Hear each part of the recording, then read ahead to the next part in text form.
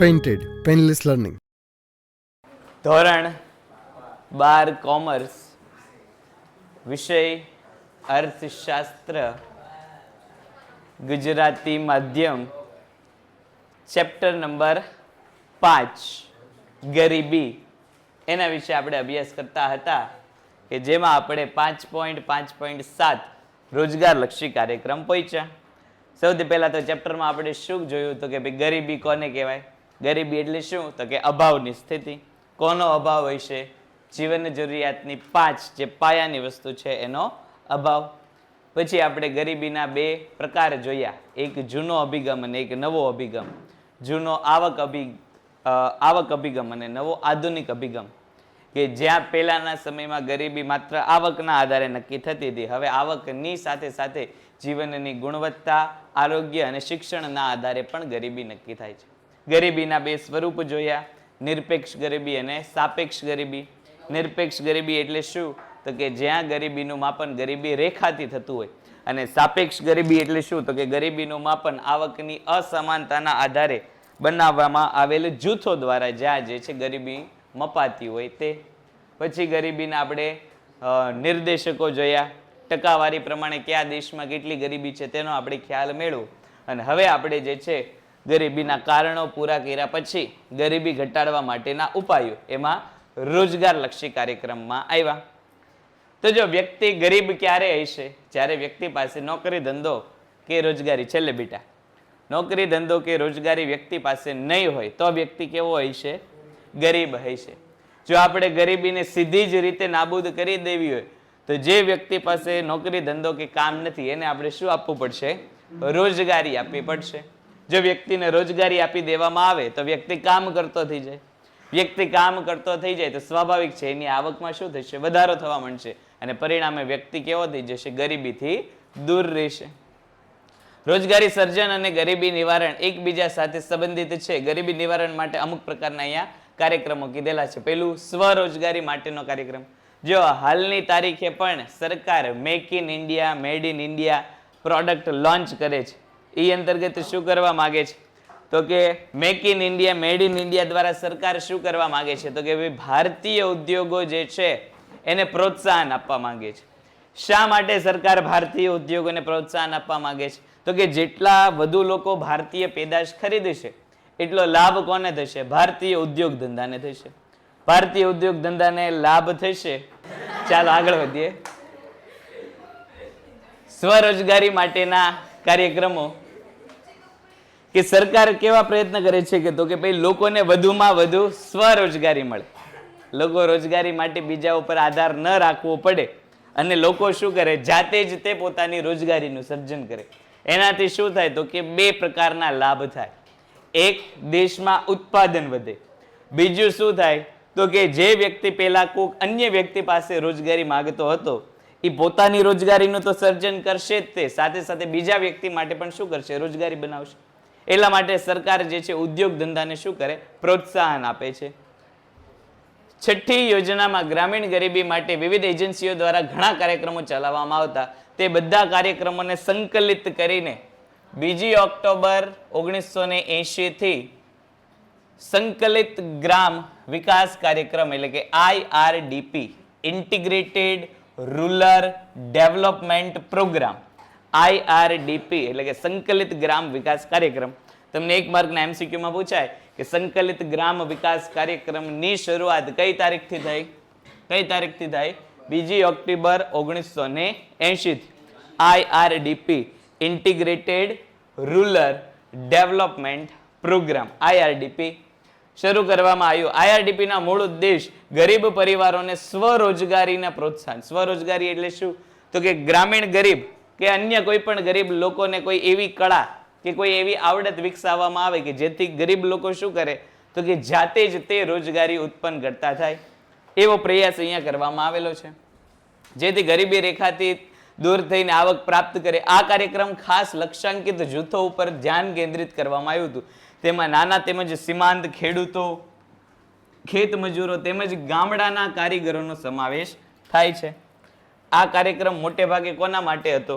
તો કે એક તો સીમાંત ખેડૂત એટલે કે જે નાના ખેડૂત છે તે, ગ્રામીણ ખેડૂત છે તે અને ગામડાના કારીગરો. શું કામ ગામડા ઉપર આ જે છે વધુ ફોકસ રાખવામાં આવ્યું? કારણ કે આગલા લેક્ચરમાં આપણે જોયું કે ભારતની એક તો મોટા ભાગની વસ્તી ક્યાં વસે છે? ગ્રામીણ ક્ષેત્રમાં વસે છે. આ ઉપરાંત મોટા ભાગની વસ્તી શું કરે છે? ખેતી કરે છે. અને ખેતી પાછી કેવી છે? આકાશી ખેતી છે. એટલે 4 મહિના ખેતી થાય, બાકીના સમયમાં આ બધા જ ખેડૂતો છે, ખેત મજૂરો છે, એ કેવા થઈ જાય? બેરોજગાર. આ ઉપરાંત ગામડામાં ખેતી સિવાય રોજગારીનો અન્ય કોઈ પણ વિકલ્પ નથી. એટલે અન્ય કોઈ પણ જગ્યાએ આવા વ્યક્તિઓ કામ કરી શકતા નથી.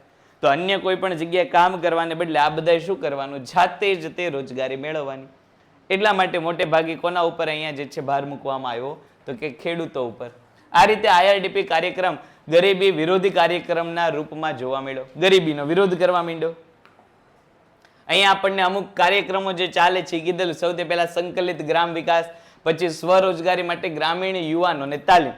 તમને ખ્યાલ હોય તો ખાસ કરીને 10મું પાસ કરેલા યુવાન હોય એવા લોકોને આવી સ્વરોજગારી માટે તાલીમ ગ્રામીણ ક્ષેત્રમાં આપવામાં આવતી હોય, કે જ્યાં નાના મોટા ઇલેક્ટ્રિસિટીથી લઈને અમુક પ્રકારના યંત્રોના સમારકામ સુધીનું કે જે નાની કક્ષાના હોય એવી તાલીમ કોણ આપશે? તો કે સરકાર આપશે. કોને આપશે? તો કે ગ્રામીણ યુવાનોને. શું કામ?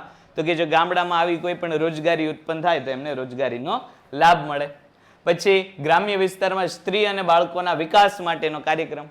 અગાઉ આપણે જોયું કે મોટે ભાગે ગરીબીનું પ્રમાણ ક્યાં છે? તો કે દેશની અડધી વસ્તી સમાન સ્ત્રીઓમાં. શું કામ? તો કે ભણતરનો અભાવ હતો, શિક્ષણ મેળવવામાં આવ્યું નહીં એટલા માટે. તો એવી સ્ત્રીઓને ખાસ કરીને આગળના જે છે તબક્કામાં લઈ જવામાં આવે, શિક્ષિત કરવામાં આવે, અને જેથી એ લોકોનું શું થાય? ગરીબી દૂર થાય. પછી 10 લાખ કુવાઓની યોજના. આપણને એમ થાય કુવાને ગરીબીને શું લાગે? વળગે કુવા ખોદીને હું ગરીબની અંદર નાખી દેવાના? નહીં. કુવા ખોદશે તો એ કુવા ખોદવાના શું આપશે સરકાર? પૈસા આપશે. એનાથી લાભ શું થશે? તો કે એક તો ગામડામાં પાણીની જરૂરિયાત સંતોષાઈ જશે, અને બીજું જે લોકો બેરોજગાર હતા એ કુવા ખોદીને શું મેળવી શકશે? પૈસા મેળવી શકશે. ગ્રામીણ કારીગરો માટે સુધારેલી ટૂલકીટ પૂરી પાડવી અને ગંગા કલ્યાણ યોજના. આ બંને એવી યોજના છે કે જેમાં કંઈક ને કંઈક ગ્રામીણ બેરોજગારોને શું આપવામાં આવતી? તો કે ભાઈ જે છે વસ્તુ આપવામાં આવતી કે જેથી એ લોકો શું કરી શકતા? તો કે પોતાની સ્વરોજગારી માટે કામ કરી શકતા. 1 એપ્રિલ 1999 થી IRDP અને તેની સાથે સંકળાયેલ અન્ય યોજના ભેગી કરીને સુવર્ણ જયંતી ગ્રામ સ્વરોજગાર યોજના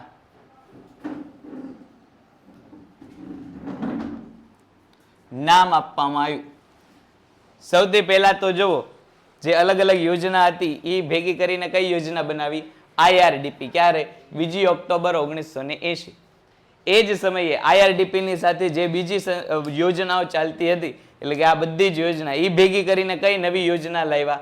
1999 1 એપ્રિલે સુવર્ણ જયંતી ગ્રામ સ્વરોજગાર યોજના.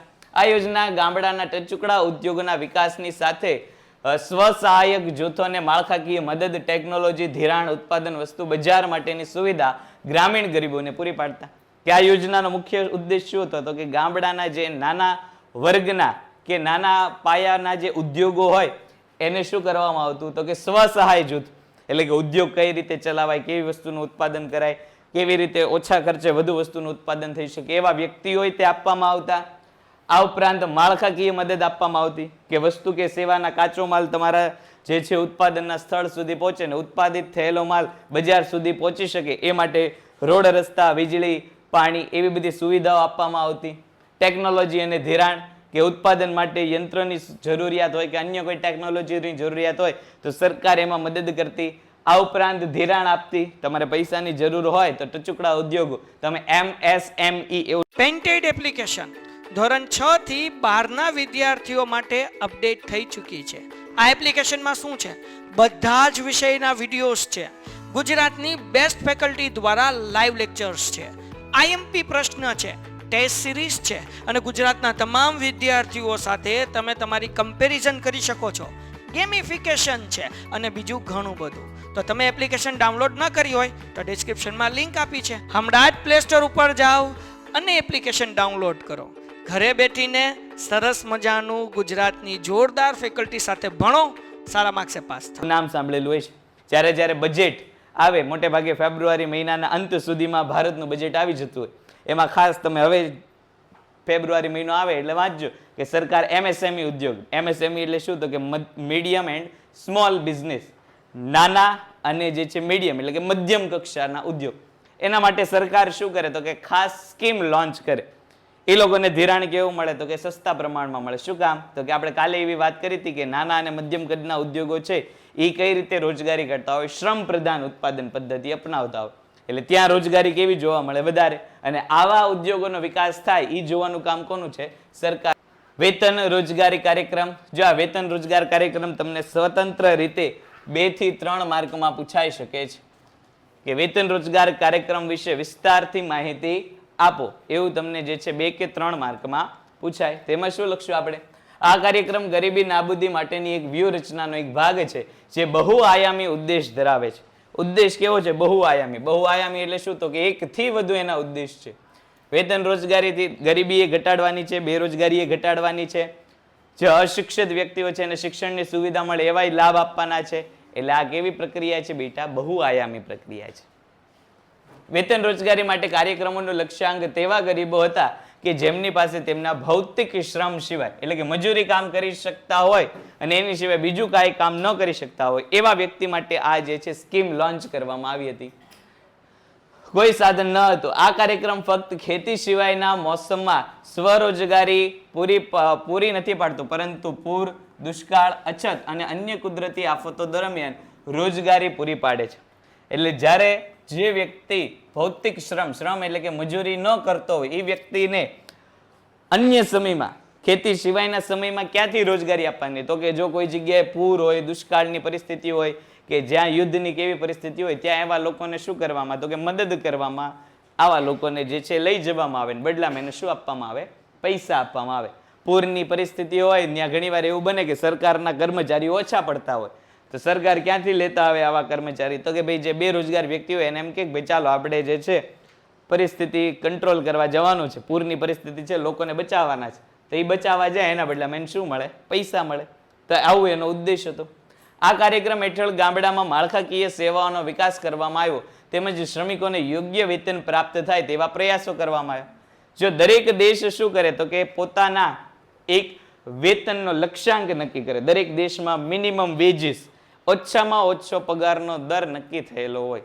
એ અહીંયા કોણ કરી આપશે, સરકાર કરી આપશે કે ભાઈ 1 કલાક કામ કરો તો ઓછામાં ઓછા તમને 100 રૂપિયા તો મળવા જ જોઈએ. તમારા કામને આધીન આવા જે છે દર નક્કી થતા હોય. જો આવા પૈસા તમને ન મળે તો તમે કેસ કરી શકો તમારી જે તે કામગીરી કરતી સંસ્થા ઉપર. વેતન રોજગાર કાર્યક્રમમાં જવાહર રોજગાર યોજના, રોજગાર બાંયધરી યોજના જેવા કાર્યક્રમોનો સમાવેશ કરવામાં આવે છે. સરકાર શું આપશે, બાંયધરી આપશે. શેની, તો કે રોજગારીની. જો અહીંયા આપણે નિર્મળ પ્લાઝા છે ત્યાં આવી બધી સંસ્થા આવેલી છે જે સરકાર દ્વારા ચાલે છે. ત્યાં જઈને તમે નામ લખાવો કે રોજગારી ઈચ્છુક વ્યક્તિઓ છીએ, અને અમુક સમય સુધી જો તમને જે તે સંસ્થા રોજગારી આપવામાં કે રોજગારી ગોતી આપવામાં અસમર્થ થાય તો એ તમને જે છે અમુક પૈસા આપે. જો 2-3 મહિના 4 મહિના સુધીમાં તમને જે છે રોજગારીની કોઈ તક ન આપી શકે તો તમને બેરોજગારી ભથ્થું આપવામાં આવે. 1000-2000 માસિક રૂપિયા જે છે તમને આપવામાં આવે. પણ ક્યારે, જો સંસ્થા તમને જે છે કામ ન પૂરે, હવે તમે ત્યાં જઈને નામ લખાયું જે તે સંસ્થામાં જઈને અને સંસ્થા તમને ઘણી બધી રોજગારી માટેની જે છે ઓફર મોકલી, પણ તમે સામેથી નથી જોડાતા અને બેરોજગાર રહ્યો છો તો તમને પૈસા મળે નહીં. જો સંસ્થા તમને રોજગારી આપવામાં નિષ્ફળ જાય તો પૈસા મળે, પણ તમને રોજગારી માટેના જે છે કાર્યક્રમોમાં જોડાવા માટે સંસ્થા આમંત્રણ આપે પણ તમે નથી જતા તો પાછા એમાં પૈસા મળે નહીં. પછી પ્રધાનમંત્રી રોજગાર યોજના. 1990ના દાયકામાં સંગઠિત ક્ષેત્રમાં રોજગારી વૃદ્ધિ સ્થગિત થઈ ગઈ હતી, તેમજ જાહેર ક્ષેત્રની વૃદ્ધિ કેવી હતી, નકારાત્મક હતી. જાહેર ક્ષેત્ર કેવું હતું આપણું, તો કે નકારાત્મક પરિણામ દર્શાવતું. જાહેર એટલે શું, તો કે સરકારી કંપનીઓ, સરકાર હસ્તક જેટલા ઉદ્યોગ ધંધા ચાલતા આ બધા કેવી પરિસ્થિતિમાં હતા, નકારાત્મક. એટલે ત્યાં રોજગારીની તકોનું સર્જન થતું નહોતું. ઉલટાનું સરકાર શું કરવા માંડી, તો કે જે સરકારી કર્મચારીઓ હતા એને દૂર કરવા માંડ્યા. શું કામ, તો કે ભાઈ પૈસા નહોતા એટલા માટે. એટલે એ કેવી પરિસ્થિતિમાં હતું, નકારાત્મક. અને બીજા જે પ્રાઇવેટ સેક્ટર વાળી કંપનીઓ હતી કે પ્રાઇવેટ સેક્ટરના જેટલા પણ ઉદ્યોગ ધંધા વાળા વ્યક્તિ હતા ત્યાં રોજગારી કેવી હતી, સ્થગિત હતી. એટલે કે બહુ મોટા પ્રમાણમાં રોજગારી કોઈને મળતી નહોતી. બીજી તરફ બેરોજગારીનો દર ઝડપથી વધારો થઈ રહ્યો હતો.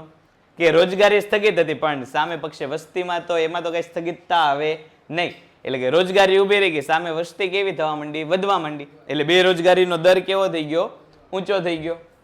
આ પરિસ્થિતિમાં સ્વરોજગારી માટે પ્રધાનમંત્રી રોજગાર યોજના શરૂ કરવામાં આવી, જેનો મુખ્ય હેતુ શિક્ષિત બેરોજગારોને મદદ કરી સ્વરોજગારી માટે સહાય કે સાહસો સ્થાપવામાં મદદ કરતો હતો. તમને કદાચ એક માર્કમાં પ્રશ્ન પૂછાય કે પ્રધાનમંત્રી રોજગાર યોજનાનો હેતુ શું હતો, તો કે ભાઈ શિક્ષિત બેરોજગારોને શું કરવાના, સ્વરોજગારી માટે જે છે એ પ્રોત્સાહિત કરવાના, એ એનો હેતુ હતો. તમને વિભાગ બી એટલે કે 1 માર્કના પ્રશ્નમાં કદાચ એવું પૂછાય કે પ્રધાનમંત્રી રોજગાર યોજનાનો ઉદ્દેશ શું હતો, તો કે શિક્ષિત બેરોજગાર, ભણેલા ગણેલા આવડત વાળા છે પણ નોકરી નથી મળતી, એવા વ્યક્તિને શું કરવાનું, તો કે એવા વ્યક્તિને જે છે જાતે રોજગારી ઉત્પન્ન કરે એ માટેનો પ્રયાસ કરવાનો. અહીંયા આપણે જોયું વિદ્યાનગર છે, બધી કોલેજો આવેલી છે, ત્યાં ઓલી બીપીટીઆઈ આવેલી છે. બીપીટીઆઈ ની સામે જ તે સ્વરોજગારી માટેની ઓફિસ છે. ત્યાં તમે તમારા આઈડિયા લઈને જાઓ, તમારી પાસે કોઈ ધંધાની કે એની કોઈ આગવી સૂઝ હોય, ત્યાં તમે તમારો આઈડિયા રજૂ કરો અને એમ કહો કે ભાઈ મારી પાસે પૈસા નથી પણ આઈડિયા છે, તો સરકાર તમને ફંડ આપે.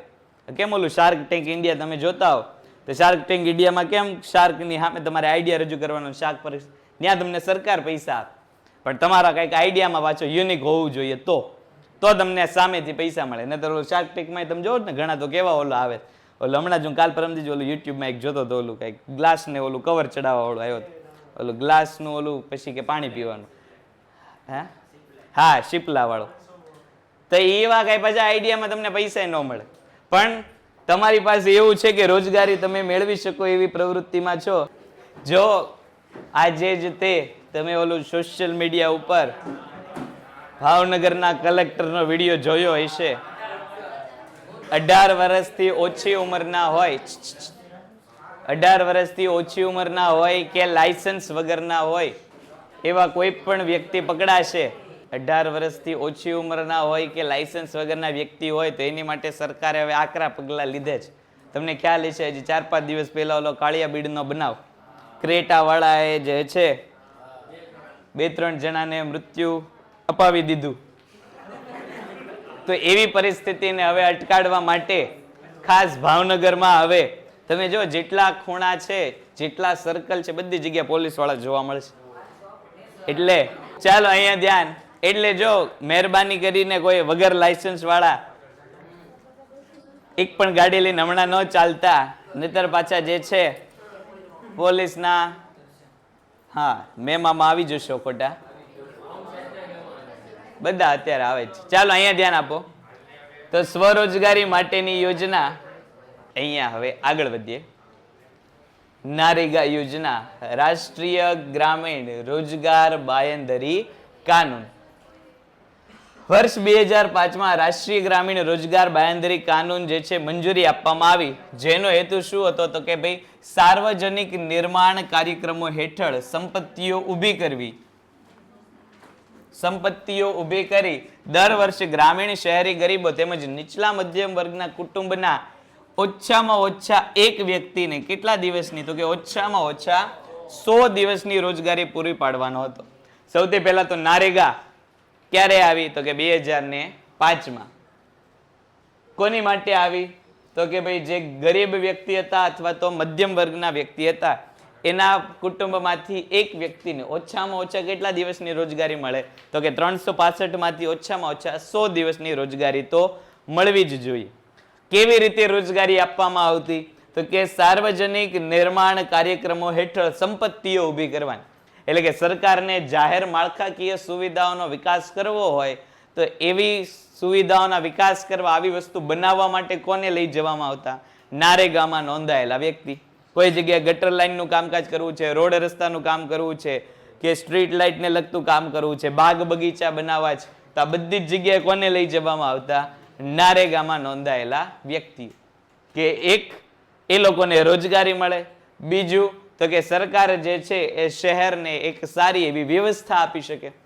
બંને જગ્યાએ એક વ્યવસ્થા મળી જાય, સામે પક્ષે બેરોજગારોને શું મળી જાય, રોજગારી મળી જાય. એટલે સરકાર બેરોજગારોને જે છે આવક પૂરી પાડતી અને શહેરને સારું માળખું પૂરી પાડતી. બંને ભેગા થઈ કોના દ્વારા કામ કરતા, તો કે નારેગા. 2009માં નારેગાને સુધારીને મહાત્મા ગાંધી રાષ્ટ્રીય રોજગાર બાંયધરી કાનૂનનું સ્વરૂપ આપવામાં આવ્યું. નારેગાનું શું થઈ ગયું તો કે ભાઈ મનરેગા. ક્યારે થયું? 2009 માં. મહાત્મા ગાંધી રાષ્ટ્રીય ગ્રામીણ રોજગાર ગેરંટી કાનૂન મનરેગા. છેલ્લે તો આમાં શું કરવામાં આવતું કે સરકારને જાહેર બાંધકામ પૂરા થઈ ગયા, સરકાર શું કરે? 100 દિવસની જે છે રોજગારી પૂરી પાડવા, તો કે એમને કાંઈ કામ ન હોય, ખાલી ખોટા ખાડા ખોદવા મોકલી દે. આખો દિવસ ખાડા ખોદાવે, સાંજ પડે લઈને ખાડા પાછું બુરાઈ દે અને એના પૈસા આપે. કાંઈ કામ ન હોય ને ખાડા ખોદાવે અને પાછા ખાડા ખોદી જાય એટલે સાંજ પડતા પાછા એને બુરવાના ને એના પૈસા મળે. બોલો, આવું આ જે છે મનરેગાનું કામ હતું. એમને ખાડા ખોદે ને ખાડા બુરવાના, ખોદવાના ને બુરવાના. રોજ જઈને ક્યાં જાવ? ખાડા ખોદવા. સાંજ પડતા શું કર્યું? ખાડા બુરીને આવતા રહ્યા.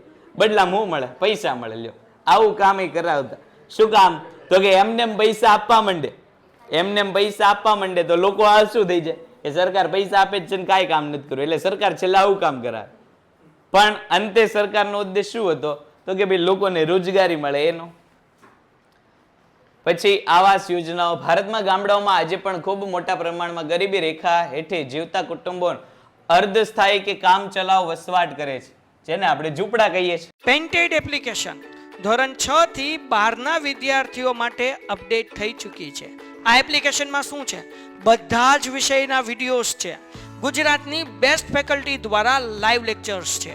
આઈએમપી પ્રશ્ન છે, ટેસ્ટ સિરીઝ છે અને ગુજરાતના તમામ વિદ્યાર્થીઓ સાથે તમે તમારી કમ્પેરિઝન કરી શકો છો.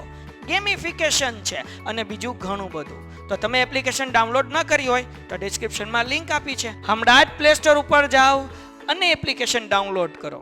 ઘરે બેઠીને સરસ મજાનું ગુજરાતની જોરદાર ફેકલ્ટી સાથે ભણો, સારા માર્ક્સે પાસ થાઓ. તો જો એવા વ્યક્તિઓ માટે કે જેની પાસે પોતાના સારા આવાસ નથી, તો જો અત્યારે ગુજરાત સરકાર મુખ્યમંત્રી આવાસ યોજના અને ભારત સરકાર પ્રધાનમંત્રી આવાસ યોજના અંતર્ગત જે છે એ ઘર આપે છે. 2-3 લાખથી શરૂઆત થઈને 5-7 લાખ સુધી. તમે જો જેટલા વિસ્તારોમાં તમે જો પ્રધાનમંત્રી કે મુખ્યમંત્રી આવાસ યોજના, તો એનો મુખ્ય ઉદ્દેશ શું હોય? તો કે ભાઈ સસ્તામાં લોકોને આવાસ મળી રહે એનું. 2-3 ઓરડા વાળુંથી લઈને 4-5 ઓરડા સુધીનું, પછી એના પ્રમાણેના ભાવ.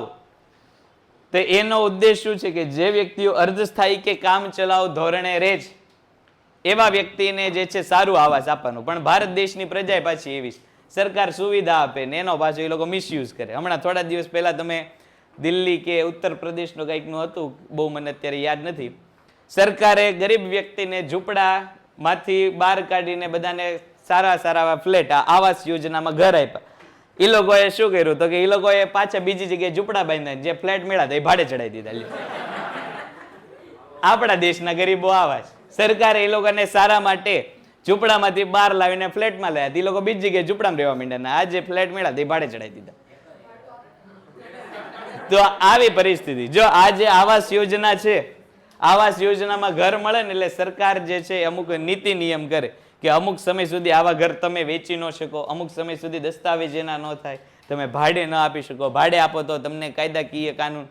શું કામ આવું બધું? તો કે જે વ્યક્તિને આવાસ નહોતા એને તો આપવાનું કામ છે, ઝૂંપડા કાઢવાનું કામ છે. એક જગ્યાએથી ઝૂંપડા કાઢીને તમે બીજી જગ્યાએ વહી જાઓ, તો એવું ચાલે નહીં. આવું તમને ખબર હોય તો ઓલા પિક્ચરમાં આવ્યું હતું, અનિલ કપૂર વાળું ઓલું પિક્ચર નાયક, એમાં તે આ પરિસ્થિતિ હતી. એ વાસ્તવિક છે. પાછી ગરીબોને ઘર આપે તો ગરીબ પાછા બીજી જગ્યાએ ઝૂંપડા બાંધીને ઘર આપેલા હોય પાછા ભાડે ચડાવી દે. તો એવી પરિસ્થિતિ એ છે. પણ સરકારનો ઉદ્દેશ શું છે? આવાસ મળે એ જોવાનું. ગરીબોને યોગ્ય રહેઠાણની સુવિધા પૂરી પાડવાના હેતુથી 1885-86માં ગ્રામીણ ક્ષેત્રે ગરીબી રેખાથી નીચે જીવતા કુટુંબો તેમજ અનુસૂચિત જાતિ અને જનજાતિના વર્ગોને મકાનની સુવિધા પૂરી પાડવા માટે ઇન્દિરા આવાસ યોજના શરૂ કરવામાં આવી હતી, જે 2013-14માં રાજીવ આવાસ યોજના અમલમાં મુકાઈ હતી. પહેલા કોણ હતું? ઇન્દિરા આવાસ યોજના. ક્યારે આવી? તો કે 85-86માં. 13-14માં કોણ આવ્યું? તો કે ભાઈ રાજીવ આવાસ યોજના. શહેરી ક્ષેત્રમાં પણ ગરીબ કુટુંબો અને ગંદા ઝૂંપડપટ્ટીમાં રહે છે. શહેરી ક્ષેત્રે ઝડપથી વધતી આવાસની સમસ્યાને ધ્યાનમાં રાખીને 25 જૂન 2015, ખાસ જે છે તારીખ યાદ રાખજો, 25 જૂન 2015 થી પ્રધાનમંત્રી આવાસ યોજના, પ્રધાનમંત્રી આવાસ યોજના ક્યારે શરૂઆત થઈ? 25 જૂન 2015. તમને એમસીક્યુમાં જે છે સાલવારી પૂછાઈ શકે કે પ્રધાનમંત્રી આવાસ યોજનાની શરૂઆત ક્યારે થઈ? 25 જૂન 2015. આ મહત્વની છે. આ બે કદાચ તમને ન પૂછાય. શું કામ? તો કે આ બે કોંગ્રેસની છે અને આ ભાજપની છે. એટલે જે સરકાર હોય એની યોજના પૂછાય. એટલે આપણા માટે આ યોજના કામની છે. પ્રધાનમંત્રી આવાસ યોજના ક્યારથી થઈ? 25 જૂન 2015. આવાસ યોજના ગરીબ કુટુંબોને રહેઠાણની સુવિધા પૂરી પાડે છે, પરંતુ સાથે સાથે તે રોજગારીનું સર્જન પણ આપે છે. એટલે જો આવાસ યોજનામાં કેવું છે કે આવાસ યોજનાનું તમે ફોર્મ ભરો તો તમને ઘર તો મળે જ તે, પણ સાથે સાથે જે વ્યક્તિ પાસે રોજગારી ન હોય એવા વ્યક્તિને તે આવાસ બનાવવામાં કામે લઈ લેવામાં આવે. એટલે કોઈ વ્યક્તિ ગરીબ અને બેરોજગાર બંને છે તો ગરીબીના ભાગરૂપે એને આવાસ આપશે, બેરોજગાર છે એટલે એનું ઘર બનાવવા માટે રોજગારી આપશે.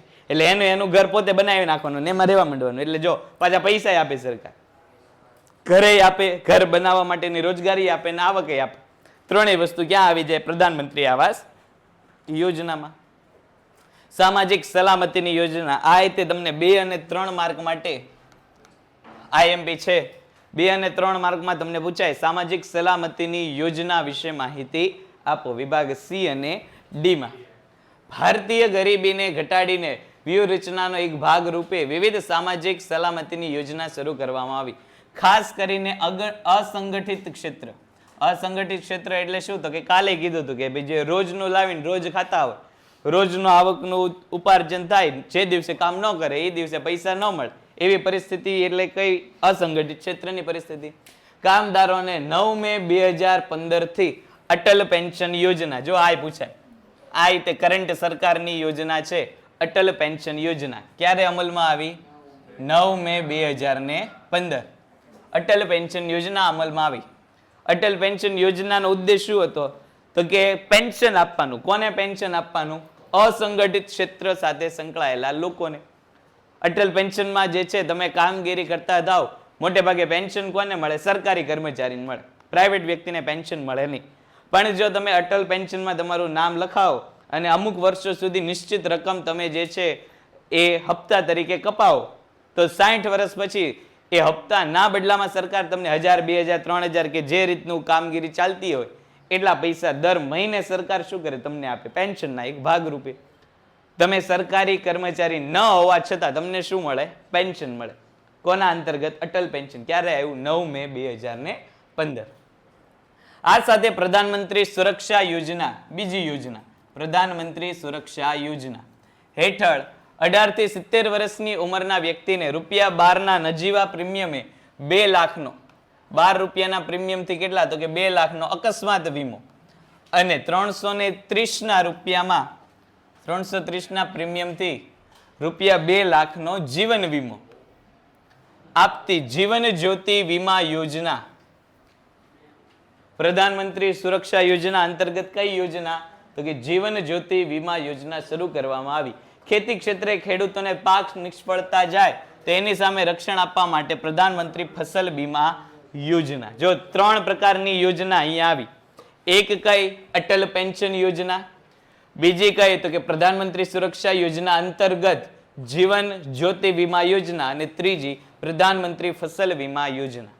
તમને 2 કે 3 માર્કમાં પૂછાય કે સામાજિક સલામતીની યોજના જણાવો, તો આ 3 ક્રમ આપીને 3 યોજના. પછી જનધન યોજના. કોક આપણને જે છે જનધન યોજનાની શરૂઆતની તારીખ પૂછતા હતા ત્યારે આપણે કીધું હતું ક્યારે શરૂ થઈ હતી? 28 ઓગસ્ટ 2014. નાણાકીય સમાવેશીકરણ દ્વારા ગરીબીના મૂળમાં ઘા કરવા માટેની મહત્વકાંક્ષી યોજના એટલે પ્રધાનમંત્રી જનધન યોજના. પ્રધાનમંત્રી જનધન યોજના એટલે શું? તો કે 0 રૂપિયા સાથે મિનિમમ બેલેન્સ તમે 0 રૂપિયા રાખો તોય તમે શું કરી શકો? બેંકમાં ખાતું ખોલાવી શકો. કોના અંતર્ગત? પ્રધાનમંત્રી જનધન યોજના. હવે આપણને એવો પ્રશ્ન થાય કે ભાઈ એક તો વ્યક્તિ ગરીબ છે, ગરીબ વ્યક્તિ છે, એની પાસે પૈસા તો હોય નહીં, તો સરકાર હું કામ એ લોકોના બેંકમાં ખાતા ખોલાવતી હશે? થાય કે નહીં પ્રશ્ન? પણ એનો જવાબ આપણા ભૂતપૂર્વ પ્રધાનમંત્રી રાજીવ ગાંધી દઈ ગયા. રાજીવ ગાંધી એની સરકાર હતી ત્યારે એવું કહેતા કે હું કેન્દ્ર સરકારમાંથી 1 રૂપિયો મોકલું છું તો એ જે તે લાભાર્થી સુધી પહોંચતા કેટલો થઈ જાય? 1 પૈસો થઈ જાય. 1 રૂપિયો મોકલે ને 1 પૈસો થઈ જાય. એનો અર્થ કે વચ્ચેના 99 પૈસા કોણ લઈ જાય? તો કે જેટલા હાથમાંથી પૈસો પસાર થાય ત્યાં કંઈક કટકી થતા આવે. તો એનું નિરાકરણ નરેન્દ્ર મોદી લેતા આવ્યા. તો કે ગરીબને કાંઈ પણ સહાય આપવાની છે, સ્કોલરશિપથી લઈને પ્રધાનમંત્રી ફસલ વીમા યોજનાની હપ્તા આપવાના છે, તો મિડલમેન કોઈ નહીં, સીધો સરકાર અને વ્યક્તિ. સરકાર ત્યાંથી યોજનાનો લાભ આપે એટલે પૈસા સીધા જ ક્યાં થાય, તો કે જે તે વ્યક્તિના ખાતામાં જમા થઈ જાય. વચ્ચે કોક આવે તો પૈસાની કટકી થાય ને, અહીંયા પૈસા કપાવાના જ નથી, સીધા જ તે ક્યાં આવશે, ખાતામાં આવશે. સરકાર પાસેથી ગયા અને ખાતામાં આવી ગયા, એટલે સરકારે ત્યાંથી 1000 રૂપિયા મોકલા હોય તો લાભાર્થીને મળે કેટલા રૂપિયા? 1000 રૂપિયા જ મળે. વચમાં કોઈ પણ એમાં કટકી કરી શકે નહીં. એટલા માટે કઈ યોજના શરૂ કરવામાં આવી? જનધન યોજના. અને પાછા ગરીબ છે એટલે એની પાસે પૈસા તો હોય નહીં, એટલે આ કેવી હતી? 0 રૂપિયાથી બેંક ખાતું ખોલી આપતા. અને આમાં તમે પૈસા ન રાખો તોય બેંક તમારું ખાતું બંધ કરી શકે નહીં. સામાન્ય રીતે દરેક બેંકના અલગ અલગ મિનિમમ એમાઉન્ટ હોય. SBIમાં તમારે ગ્રામીણ ક્ષેત્રમાં ખાતું હોય તો 3000 મિનિમમ રાખવા પડે, શહેરી ક્ષેત્રમાં હોય તો 5000 રૂપિયા આસપાસ રાખવા પડે. HDFC ને કોટક જેવી બેંકોમાં તો 25,000 રૂપિયા મિનિમમ જે છે એ જે તે એરિયા પ્રમાણે મિનિમમ બેલેન્સ, કે ઓછામાં ઓછું 25,000 રૂપિયા ખાતામાં રાખવા જ પડે. ગરીબ વ્યક્તિ પાસે આટલા બધા પૈસા ક્યાંથી હોય? એટલે જનધન યોજના આવી. ક્યારે આવી? 28 ઓગસ્ટ 2014 ના રોજ, જેના પ્રથમ દિવસે જ તે 1.5 કરોડ ખાતા ખોલવામાં આવ્યા અને 8 જાન્યુઆરી સુધીમાં ખાતાની સંખ્યા કેટલી થઈ ગઈ? 12.58 કરોડ, જેમાં 10 કરોડ અને 590 લાખ રૂપિયા, 10 એકમ દશક 100,000, 10,590 કરોડ ની આસપાસ પૈસા જમા થઈ ગયા. એટલે જો ખાતું ખોલ્યું એટલે પૈસા આવ્યા, નહીતર આ બધા પૈસા ક્યાં રહેત? ઘરમાં રહેત. હવે આ બધા પૈસા ક્યાં આવી ગયા? બેંકમાં આવી ગયા. તો બેંકની પાસે પૈસા આવે તો આપણને આગલા ચેપ્ટરમાં જોયું કે બેંકની પાસે પૈસા આવે તો બેંક એનું શું કરે? નવા નાણાંનું સર્જન કરે, શાખ સર્જન કરે. એટલે આ પૈસા પહેલા વ્યક્તિના ઘરમાં પડ્યા હતા, એ હવે પૈસા બેંકને મળ્યા, એટલે બેંક શું કરશે? બીજી જગ્યાએ રોકાણ કરશે. એટલે માળખાકીય સુવિધાઓમાં શું થશે? વધારો થશે. સામે પક્ષે ગરીબને શું લાભ થશે? તો કે સરકારના પૈસા સીધે સીધા ખાતામાં મળી જશે. જનધન યોજનાનું મહત્વ અને લક્ષણો આ પણ તમને 2 કે 3 માર્કમાં પૂછાય. જો જનધન યોજના જે છે એ આખી આપણા માટે ઉપયોગી છે. જનધન યોજનાની શરૂઆતથી લઈને મહત્વ અને લક્ષણ બધું આપણા માટે કેવું છે? ઉપયોગી છે. 28 ઓગસ્ટ 2014 મહત્વ અને લક્ષણ કંઈક આપણને અહીંયા આપેલું છે. પ્રતિવસ્તી બેન્કિંગ સેવાનું પ્રમાણ વધે અને પ્રાદેશિક અસમાનતા ઘટે તે હેતુથી આ યોજના જે છે અમલમાં મૂકવામાં આવી. અત્યાર સુધી કેવું હતું? તો કે ધનિક વર્ગનું જ બેંકમાં ખાતા હતા, ગરીબો બેંકમાં ખાતા ખોલાવતા નહીં. શું કામ? તો કે કાંઈ વધે તો બેંકમાં જમા કરાવવા જાય, કાંઈ વધતું જ નહોતું, એટલે એ લોકો ખાતા નહોતા ખોલાવતા. પરિણામે શું થતું? તો કે પ્રાદેશિક અસમાનતા જોવા મળે. સરકાર યોજનાનો લાભ આપવા તો માંગતી, પણ ક્યાંથી આપે પૈસા? કોઈની પાસે ખાતા જ નહોતા. એટલે સરકારે શું કર્યું? જનધન યોજના લાવ્યા. જનધન યોજનાનો મુખ્ય વિશેષતા એ છે કે તેમાં શૂન્ય શિલ્લક સાથે ખાતું ખુલે. એટલે તમારે બેંકમાં ખાતું ખોલાવવું હોય તો એક પણ પૈસા જમા કરવાની જરૂર નથી. તમારું ખાતું 0 રૂપિયાથી બોલતું હોય તો એ લોકોએ 0 રૂપિયા રાખવા પડે. અને ખાતું ખોલાવાના 5 માસ પછી તમને 5,000 રૂપિયાનો ઓવરડ્રાફ્ટ મળી શકે છે. પણ ક્યારે? 5 માસ પછી. જનધન ખાતું ખોલાવો ને તમારા ખાતામાં 1 રૂપિયો ન હોય અને તમારે ઓવરડ્રાફ્ટની જરૂર હોય તો તમે 5,000 રૂપિયા સુધીનો જનધન યોજના જે છે એમાંથી 5,000 સુધીનો વધારાનો લાભ લઈ શકો. એટલે કે તમારી પાસે પૈસા નથી ને તમારે પૈસાની જરૂર પડી હોય તો આમાંથી તમે 5,000ની શું કરી શકો? ક્રેડિટ લઈ શકો, લોન લઈ શકો. આ યોજના 26મી જાન્યુઆરીએ પહેલા ખાતું ખોલાવનારને જીવન વીમાનો લાભ આપતી હતી. જેણે 26 જાન્યુઆરી પહેલા ખાતું ખોલાવ્યું હોય એને જીવન વીમાનો લાભ આ ખાતા દ્વારા આપવામાં આવતો. પ્રધાનમંત્રી જનધન યોજના મૂળભૂત રીતે નાણાકીય સમાવેશીકરણ માટેનો સર્વગ્રાહી યોજના છે, તો બીજી બાજુ માઇક્રો ફાઇનાન્સ અને સૂક્ષ્મ ધિરાણ માટે બેન્કિંગની સુવિધા પૂરી પાડે છે. માઇક્રો ફાઇનાન્સ એટલે શું? તો કે ભાઈ ઓછા વ્યાજ અને ધિરાણની સુવિધા. ગરીબ વ્યક્તિને કામ ધંધો કાંઈ કરવો હોય, રોજગારીની તકોનું સર્જન કરવું હોય તેમને માઇક્રો ફાઇનાન્સ, ઝીણામાં ઝીણું ધિરાણ તે 1,00,000, 2,50,000, 10,000, 20,000 જેટલા ઝીણી અમાઉન્ટનું, નાની અમાઉન્ટનું તે ધિરાણ અહીંયા કોણ કરી આપશે? તો કે જનધન ખાતા અંતર્ગત બેંકો કરી આપશે. તમને ઘણીવાર આ આખું મહત્વ અને લક્ષણ 2 કે 3 માર્કમાં પૂછાય છે.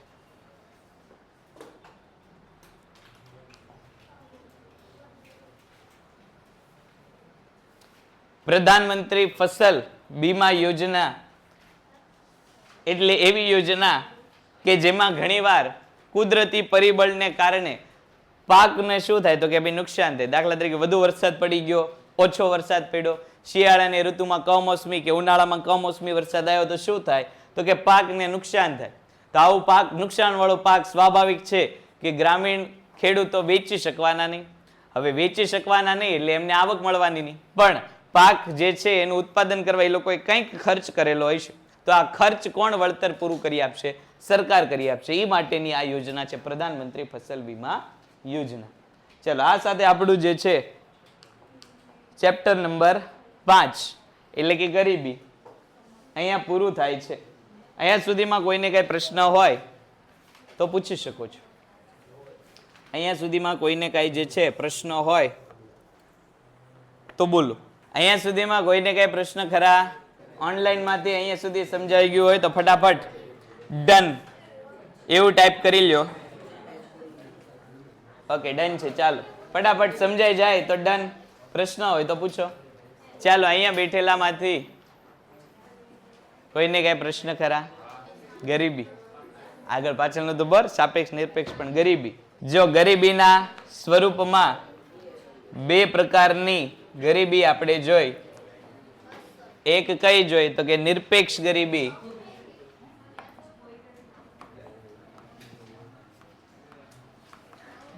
અને એક જોઈ સાપેક્ષ ગરીબી. નિરપેક્ષ ગરીબીમાં વ્યક્તિ ગરીબ છે કે અમીર છે એ કોના આધારે નક્કી થતું હતું? ગરીબી રેખા. અને આ ગરીબી રેખા કોના આધારે નક્કી થતી તો કે ખોરાકમાં રહેલી કેલેરીના આધારે. જ્યારે સાપેક્ષ ગરીબીનું માપન કોના આધારે થતું? આવકની અસમાનતા. દાખલા તરીકે બે વ્યક્તિઓ, એક વ્યક્તિ મહિને 100 રૂપિયા કમાતો હોય બીજો વ્યક્તિ જે છે મહિને 50 રૂપિયા કમાતો હોય તો પેલા વ્યક્તિ કરતા બીજો વ્યક્તિ સાપેક્ષ કેવો ગણાશે? ગરીબ ગણવામાં આવશે. શું કામ તો કે આવકની શું છે? અસમાનતા છે. ગરીબી રેખા દાખલા તરીકે માસિક રૂપિયા 1000 નક્કી થઈ હોય એટલે કે એક મહિને વ્યક્તિ જો 1000 રૂપિયા ન કમાઈ શકે તો વ્યક્તિ કેવો ગણાય? ગરીબ ગણાય. જો 1000 ને 1 રૂપિયો કમાવા માંડે તો વ્યક્તિ કેવો થઈ જાય? અમીર થઈ જાય. આ સાપેક્ષ અને નિરપેક્ષ. ચાલો હવે કોઈને કઈ પ્રશ્ન? જો તમને એમસીક્યુ આપેલા છે Indian council of medical research ગ્રામીણ ક્ષેત્રે વ્યક્તિના ખોરાકનું ન્યૂનતમ કેલેરી કેટલી નક્કી કરી હતી? 2400. તેંડુલકર સમિતિએ 2011-12 શહેરી ક્ષેત્ર માટે ગરીબી રેખા કેટલા રૂપિયા? 816. ગ્રામીણ ક્ષેત્ર માટે અહીંયા જો આપણને શહેરી ક્ષેત્ર કીધું 1000. 2013 ભારતમાં સૌથી ઓછી ગરીબી ક્યાં હતી? ગોવા. પછી 30 થી 40% વચ્ચે ઓડિશા. પછી ભારતમાં 2014 અને 16 કુપોષિત. જો મેં તમને કુપોષણ હલાવ્યું હતું ત્યારે કીધું તો એની ટકાવારી પૂછાય કેટલી હતી? કુપોષિત વ્યક્તિઓનું પ્રમાણ 15.2%. અને ભારતમાં સૌથી વધુ શૌચાલયની સુવિધા કેરળમાં. આપણને આપેલું નથી પણ છે કેરળ. ચોપડીમાં કઈ આપણને એવું કીધેલું નથી પણ કેરળ છે. પછી ગરીબી રેખા એટલે શું? તો ગરીબીનો અર્થ સાપેક્ષ ગરીબીનો અર્થ હમણાં આપણે સમજાવી દીધો. તેંડુલકર સમિતિ દ્વારા ગરીબી રેખા નક્કી કરવા કયા પ્રકારના ખર્ચનો સમાવેશ કરવામાં આવ્યો તો એનું રીતે તમને જો અહીંયા આપેલા છે ખર્ચા પેજ નંબર 49. એમાં જો તમને કીધેલું છે સમિતિએ ગરીબી રેખા નક્કી કરવા માટે નવી કાર્ય પદ્ધતિ અપનાવી જેમાં કેલેરીના વપરાશ માટે જરૂરી ખર્ચ ઉપરાંત શિક્ષણ અને સ્વાસ્થ્ય માટેનો ખર્ચ. કેલેરીનો ખર્ચો વત્તા શિક્ષણનો ખર્ચો વત્તા સ્વાસ્થ્યનો ખર્ચો ત્રણેય ભેગા થઈને જે છે ગરીબી રેખા નક્કી કરતા હતા તેંડુલકર સમિતિ વાળા. પછી સાપેક્ષ ગરીબી માપવા માટેની પદ્ધતિઓ. તો સાપેક્ષ ગરીબીમાં તમને જો અહીંયા નીચે માપવા માટેના જે છે એ પરિબળો કીધેલા છે. આવક જૂથની રચના, લોરેન્જ વક્ર અને ગિની ગુણોત્તર. પછી ગરીબીનો આવક અભિગમ, ગરીબીનો આધુનિક અભિગમ એ તમને પેજ નંબર 48 ઉપર આપેલો છે. પેજ નંબર 48 ઉપર જો ગરીબીના આવક અભિગમ મુજબ તો એમાં આવક અભિગમમાં એ આખો પેરેગ્રાફ લખવાનો અને એની નીચે આધુનિક અર્થશાસ્ત્રીઓના મતે એ ગરીબીનો આધુનિક અભિગમ છે. ગરીબી રેખાની મર્યાદા જણાવો. એ મર્યાદા મેં તમને સાથે સાથે કીધી હતી. ગરીબી રેખા જે છે કોના આધારે નક્કી થતી હતી? તો કે કેલેરીના પ્રમાણના આધારે. ગરીબી જે છે એ આર્થિક પરિસ્થિતિ છે, જ્યારે કેલેરીનું પ્રમાણ કોની સાથે સંકળાયેલું છે? ભૂખ સાથે. અને ભૂખ એક એવી પરિસ્થિતિ છે, શારીરિક પરિસ્થિતિ છે. એટલે ગરીબી રેખા એ આર્થિક રેખા ન રહેતા કઈ રેખા બની ગઈ? ભૂખમરાની રેખા. એ એની શું હતી? મર્યાદા. પછી તમને આપેલું છે ભારતમાં નિરપેક્ષ ગરીબીનું પ્રમાણ કેટલું છે, એ ટકાવારી તમારે દર્શાવવાની. પછી પીવાના સ્વચ્છ પાણી અને મકાનની ઉપલબ્ધતા, એ તમને સાથે સાથે મેં ટીક કરાવ્યું હતું કે આવા તમને પૂછાશે. પછી ગરીબી માટેના આર્થિક કારણો, પછી ગરીબી નિવારણ માટે રોજગારી લક્ષી કાર્યક્રમો, જે હમણાં આપણે IRDP ને ગંગા કલ્યાણ ને ગ્રામીણ સ્વરોજગારને એ જોયું તે. ગરીબીના સ્વાસ્થ્ય, જો મેં તમને ઓલું કીધું હતું, ગરીબીના સ્વાસ્થ્ય સંબંધિત નિર્દેશકો 2 બીજા મુદ્દાથી લઈને 5મા મુદ્દા સુધી, કુપોષણનું પ્રમાણ, અપેક્ષિત આયુષ્ય અને બાળ મૃત્યુ દર, તબીબી સગવડ, પીવાનું પાણી અને સાથે સાથે શૌચાલયની સુવિધા. તો જો એ તમને અહીંયા ત્રીજો પ્રશ્ન આપેલો જ છે, સ્વાસ્થ્ય સંબંધિત નિર્દેશકો. સ્વાસ્થ્ય અથવા તો આરોગ્ય સંબંધિત નિર્દેશકો તરીકે તમને પ્રશ્ન પૂછાય. પછી ગરીબીનું સ્વરૂપ, કેટલા સ્વરૂપ છે ગરીબીના? ગરીબીનું સ્વરૂપ કેટલા સ્વરૂપ છે? 2. કયા કયા? સાપેક્ષ અને નિરપેક્ષ. પછી ગરીબી નિવારણ માટે સામાજિક સલામતી, જો હમણાં જ મેં તમને કીધું કે તમને પૂછાશે, જો અહીંયા સ્વાધ્યાયમાં પ્રશ્ન છે સામાજિક સલામતી. જો આખું સામાજિક સલામતીની યોજના, જે 3 યોજના જોઈ આપણે, અટલ પેન્શન યોજના, પછી પ્રધાનમંત્રી ફસલ બીમા યોજના અને જીવન જ્યોતિ વીમા યોજના. છેલ્લે ગરીબી એટલે શું? નિર્દેશકો, પછી ગરીબીના કારણો અને ઘટાડવાના ઉપાયો. લ્યો, આ તો આપણે બધું આમ તો સાથે સાથે બધા કહેતા જ જઈએ જવાબ. જોઈ સાપેક્ષ ગરીબી વાળું કાઢે, એમાં છેલ્લી લાઈન ટીકે કરાવેલું છે. આવક જૂથ, લોરેન્જ વક્ર અને ગિની ગુણોત્તર. 5.3.4 એ કયું છે? લોરેન્જ વક્ર એક પ્રકારના માપનની પદ્ધતિ. આ કેમ તમે આંકડા શાસ્ત્રમાં કેમ સૂચક આંક માપો છો, એવી રીતે આ ગિની ગુણોત્તર અને લોરેન્જ વક્ર બંને એક ગુણોત્તરો છે. સૂચક આંકમાં જેવી રીતે જવાબ મળે એવી રીતે અહીંયા જવાબ મળે. અહીંયા કોના જવાબ મળશે? ગરીબીને. એમાંય તે આવક, કેમ આવકના જૂથમાં અલગ અલગ જૂથ બનાવવામાં આવે કે 1 લાખની આવક, પછી 50,000ની આવક વાળા, 30,000ની આવક વાળા, એમાંય જૂથ બનાવવામાં આવે. પણ એમાં કાંઈક જે છે એ થોડાક વધારે પ્રમાણમાં આવકના જૂથ લેવામાં આવે. તબીબી સગવડો, અહીંયા ધ્યાન આપો. આ મુદ્દો નહીં ખબર હોય ને બેટા તો પરીક્ષામાં નહીં ખબર પડે આપણને. તને બીજી જેટલી ખબર હોય એટલી, પણ આ મુદ્દા વગર નહીં ચાલે. બરોબર બેટા? એટલે અહીંયા ધ્યાન આપો. તબીબી સગવડ, તો જો આપણે જે છે પાયાની 5 સુવિધાની વાત કરી હતી, હવે અહીંયા ધ્યાન. જીવન જીવવા માટે જરૂરી એવી 5 સુવિધાઓ છે. કઈ કઈ? તો કે રોટી, કપડા, મકાન, આરોગ્ય અને શિક્ષણ. એમાંથી આરોગ્ય સાથે કોને સંબંધ છે? તો કે તબીબી સગવડ. તબીબી સગવડમાં કોણ આવે? તો કે ભાઈ ડોક્ટર, નર્સ અને કમ્પાઉન્ડર. ડોક્ટર, નર્સ અને કમ્પાઉન્ડર. વ્યક્તિને આરોગ્યની જરૂર પડે તો વ્યક્તિને ફરજિયાત રીતે આ 3 વ્યક્તિની મુલાકાત લેવી પડે. જો દેશમાં ડોક્ટર, નર્સ અને કમ્પાઉન્ડરનું પ્રમાણ વધારે હોય તો દેશમાં ગરીબી કેવી ગણવાની? ઓછી ગણવાની. જો દેશમાં ડોક્ટર, નર્સ અને કમ્પાઉન્ડરનું પ્રમાણ ઓછું હોય તો દેશમાં ગરીબી કેવી ગણવાની? વધુ. શું કામ? તો કે ભાઈ ડોક્ટર છે, નર્સ છે, કમ્પાઉન્ડર છે, એ બનવા માટે અમુક પ્રકારના શિક્ષણની જરૂર પડે. અને આ શિક્ષણ પાછા કેવા હોય? તો કે પ્રમાણમાં મોંઘા હોય. તો આવું મોંઘું શિક્ષણ મેળવી કોણ શકે? જેની પાસે પૈસા હોય. શિક્ષણ મેળવી કોણ શકે? તો કે જેની પાસે પૈસા હોય. ગરીબીમાં આપણે જોયું કે વ્યક્તિ ગરીબ હશે તો શિક્ષણથી કેવો હશે? વંચિત હશે. તો જો દેશમાં શિક્ષિત વસ્તી હશે નહીં, એટલે કે ડોક્ટર ભણેલા વ્યક્તિ હશે નહીં, તો એવા દેશમાં ગરીબી કેવી હશે? વધારે. જ્યાં ગરીબી વધારે હશે ત્યાં સ્વાભાવિક છે શિક્ષણ કેવું હોવાનું? ઓછું. શિક્ષણ ઓછું હોય એટલે ડોક્ટર, નર્સ કે કમ્પાઉન્ડર કેવા હોય? ઓછા હોય. જો દેશમાં અમીરી હશે, એટલે કે લોકો પાસે આવક હશે, તો શિક્ષણનું પ્રમાણ કેવું હશે? વધારે. શિક્ષણનું પ્રમાણ વધારે હશે એટલે ડોક્ટર, નર્સ અને કમ્પાઉન્ડરની સંખ્યા કેવી હોય? વધારે. તો દેશમાં ડોક્ટર, નર્સ અને કમ્પાઉન્ડરની સંખ્યાના આધારે દેશમાં અમીરી છે કે ગરીબી એ નક્કી થાય. જો આ ત્રણેયની સંખ્યા વધારે હોય તો દેશમાં અમીરી, સંખ્યા ઓછી હોય તો દેશ કેવો છે? ગરીબ છે. જો અહીંયા આપણને કીધેલું છે કે વિકસિત દેશ અને વિકાસશીલ દેશમાં ડોક્ટરની પ્રતિ વ્યક્તિ જે છે એ કેટલી, એનો ગુણોત્તર છે કે વિકસિત દેશોમાં 350 વ્યક્તિ એક ડોક્ટર છે, જ્યારે વિકાસશીલ દેશોમાં 6000ની વસ્તી એક ડોક્ટર છે. એટલે કે એક ડોક્ટર સામે પેશન્ટ કેટલા 6000 વિકાસશીલ દેશમાં, અને વિકસિત દેશમાં માત્ર ને માત્ર કેટલા ડોક્ટર, એક ડોક્ટરે કેટલા પેશન્ટ છે? 350. આવું શું કામ? તો કે વિદેશોમાં ડોક્ટરની સંખ્યા કેવી છે? વધારે છે. એનો અર્થ એ કે વિદેશમાં શિક્ષણનો દર કેવો હોય છે? ઊંચો હોય છે. શિક્ષણનો દર ઊંચો હોય છે તો ત્યાંની પ્રજા કેવી હશે? અમીર હશે. ભારતમાં ડોક્ટરોની સંખ્યા ઓછી છે. શું કામ? તો કે શિક્ષણ ઓછું છે એટલા માટે. શું કામ ઓછું છે? કારણ કે ભારતમાં ગરીબ લોકો જે છે એ શિક્ષિતથી વંચિત છે એટલા માટે. તો આના આધારે જે છે દેશની અમીરી ગરીબી નક્કી થાય. ચાલો અહીંયા સુધી ખ્યાલ? 1 થી 6 IMP. હા, પેલા છઠ્ઠું પૂરું થશે એટલે આપણે આપી દઈશું. ચાલો હવે કોઈને કઈ પ્રશ્ન ખરા? તો ચેપ્ટર નંબર 6 બેરોજગારી એ હવે આપણે નેક્સ્ટ લેક્ચરમાં શરૂ કરશું. બેરોજગારીનું ચેપ્ટર તમને માર્કિંગ તો બધાના મળી જ ગયા છે, અને પ્રથમ પરીક્ષા માટે ચેપ્ટર નંબર 1 થી 6 નો આપણો ટાર્ગેટ છે. એટલે આવતા મહિનામાં આ ચેપ્ટર આપણે લગભગ પૂરું કરવું છે. છાપામાં વચમાં કંઈક હતું કે જે એક્ઝામ 6 માસિક લેવાની છે લગભગ 1 મહિનો પાછળ જશે. ભાઈ એ ગઈ તો લ્યો તો કઈ ચિંતા નથી.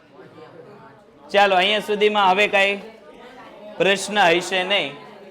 જો હોય તો હવે આપણે નેક્સ્ટ લેક્ચરમાં એની ચર્ચા કરીશું. પેન્ટેડ એપ્લિકેશન ધોરણ 6 થી 12ના વિદ્યાર્થીઓ માટે અપડેટ થઈ ચૂકી છે. આ એપ્લિકેશનમાં શું છે? બધા જ વિષયના વિડીયોઝ છે. ગુજરાતની બેસ્ટ ફેકલ્ટી દ્વારા લાઈવ લેક્ચર્સ છે. IMP પ્રશ્ન છે, ટેસ્ટ સિરીઝ છે, અને ગુજરાતના તમામ વિદ્યાર્થીઓ સાથે તમે તમારી કમ્પેરિઝન કરી શકો છો. ગેમિફિકેશન છે અને બીજું ઘણું બધું. તો તમે એપ્લિકેશન ડાઉનલોડ ન કરી હોય તો ડિસ્ક્રિપ્શનમાં લિંક આપી છે. હમણાં જ પ્લે સ્ટોર ઉપર જાઓ અને એપ્લિકેશન ડાઉનલોડ કરો.